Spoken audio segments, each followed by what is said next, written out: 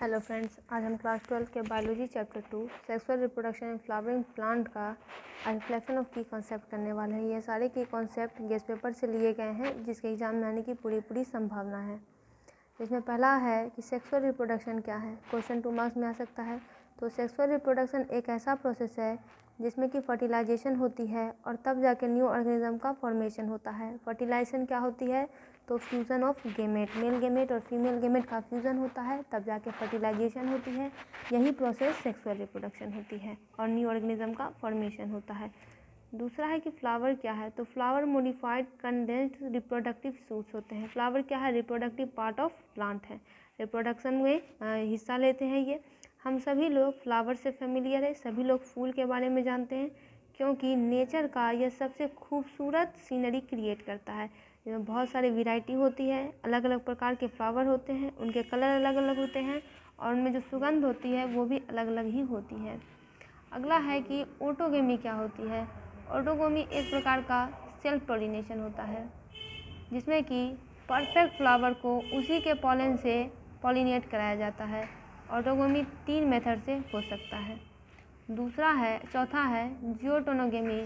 जियोटोनोगेमी एक ऐसा प्रकार का पॉलिनेशन है जिसमें कि एक फ्लावर के पॉलन ग्रेन को, ये एक प्रकार का ऐसा पॉलिनेशन है, यानी ये पॉलिनेशन का एक ऐसा प्रकार है जिसमें कि एक फ्लावर के पॉलन ग्रेन को दूसरे फ्लावर के स्टिग्मा पर ट्रांसफ़र किया जाता है।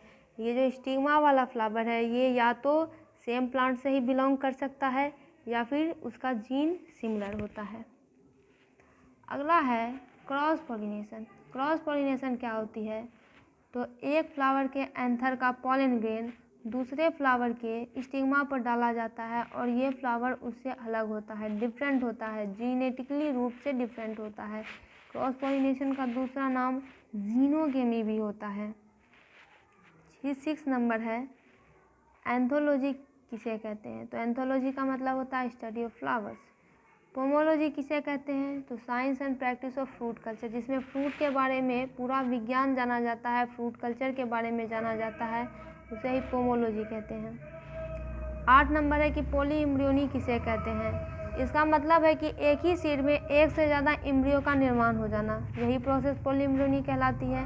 ये लीवनहॉक के द्वारा डिस्कवर की गई थी। लीवनहॉक एक बहुत बड़े बायोलॉजिस्ट थे। 1719 में उन्होंने यह खोज की थी और ये उन्होंने साइट्रस में खोज की थी। 9 नंबर है फिर हमारा कि एपोमिक्सिस किसे कहते हैं। इसमें क्या होता है कि एक ऐसा मोड ऑफ रिप्रोडक्शन है जिसमें जेनेटिक फ्यूज़न के द्वारा जाइगोट का फॉर्मेशन नहीं होता है। फिर है कि जूफिली किसे कहते हैं। तो जूफिली पॉलिनेशन का ही एक टाइप है, लेकिन ये पॉलिनेशन करता कौन है? तो जानवर करते हैं। Most common type of animal pollinator कौन हो जाते हैं? तो ये हो जाते हैं इंसेक्ट, दूसरे हो जाते हैं पक्षी, bat, snail, human being etc।